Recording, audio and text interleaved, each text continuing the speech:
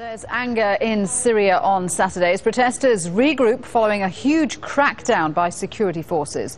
The so-called Day of Dignity demonstrations were held across the country on Friday. Hundreds of thousands of people turned out on both sides, including in the capital Damascus, where pro- and anti-government supporters clashed in the Old Town.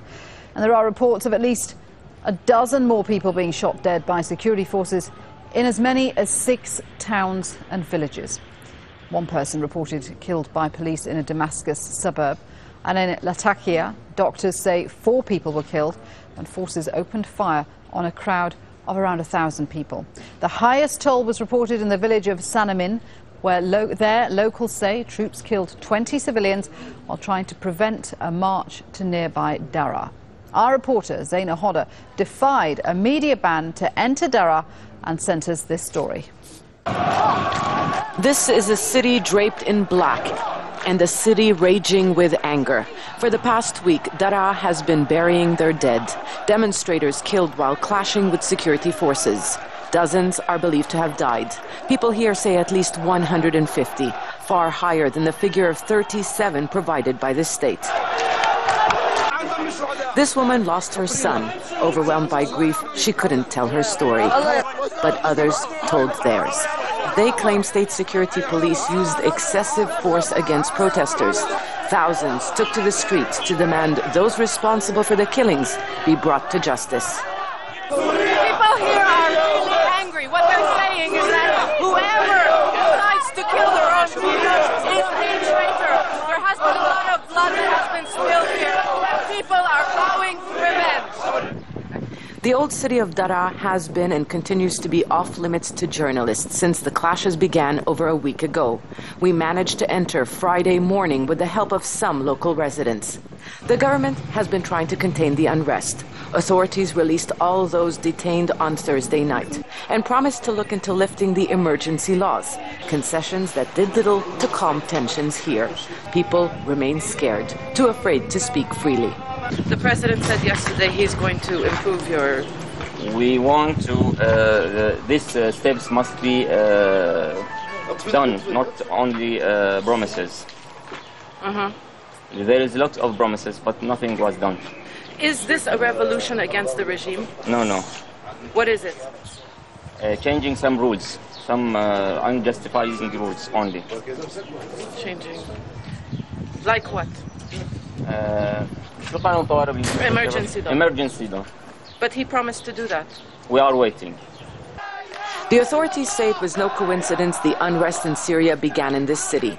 They point the blame at what they call foreign elements who have been smuggling weapons across the border, a claim people here dismiss.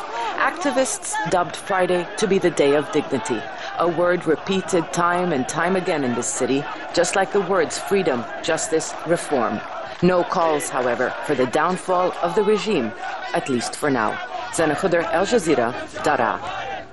And Zaina is back in the capital, Damascus, from where she joins me now. Zaina, when I was speaking to you in Daraa yesterday, you were saying that there was no sign of any security forces out on the streets. Clearly that changed. Why did that change? Well, like you mentioned, there was an agreement between the security forces and the people of Daraa that the security forces would just not be visible. They wanted to ensure that tensions won't be inflamed, especially since funerals were underway, and that they wanted to respect the dead. But what happened was hundreds of protesters were marching from the old city to the city center, and what they tried to do was burn the statue of the late President Hafez al-Assad. That is when security forces opened fire, and we believe at least 2 protesters were killed. The unrest really has been centered in Daraa over the past week, but like you mentioned earlier, it's spread to other cities yesterday when anti-government protests were taking place and security forces opened fire. We believe the highest death toll was in Sanamin city, which is located on the road between Damascus and Daraa. Protesters there were trying to make their way to Daraa when security forces opened fire. They wanted to reach Daraa to show their support and solidarity with the people of that area. The people there say at least 150 protesters were killed over the past week. The official death toll is 37, and according to Amnesty International, 55. Conflicting numbers, which shows how difficult really it is for us to independently confirm what is happening on the ground. Yeah, it's a very difficult picture to get. The government saying that security forces opened fire because some of the protesters were armed. Has there been any evidence of that? Well, I was in Daraa for more than 5 to 6 hours yesterday. We watched the march. We attended the funeral. I did not see any arms on the protesters. I cannot really be sure if that was the case in other areas, but in Daraa, definitely, I did not see even a gun. And that's what people there told me, that we are unarmed. We just want to protest peacefully so that we will achieve our rights. The man was very clear. This is not a revolution against the regime. I did not hear one chant against the president, one chant calling for the downfall of the regime. People there are definitely angry. A lot of blood has been spilled, and this is a tribal region. The culture of any tribe is revenge. So the government really has to work very hard right now to reconcile with the people of this area if they're going to be able to contain the unrest and stop it from spreading to other areas. And of course, there were also pro-government protests taking place. How much support does President Assad have? Well, we cannot deny that the president does enjoy a lot of support in this country. Last night, I was driving around the Syrian capital. Tens of thousands of people were in the streets, in their cars, waving Syrian flags, honking their horns, expressing their support for to Bashar al-Assad, the Syrian president.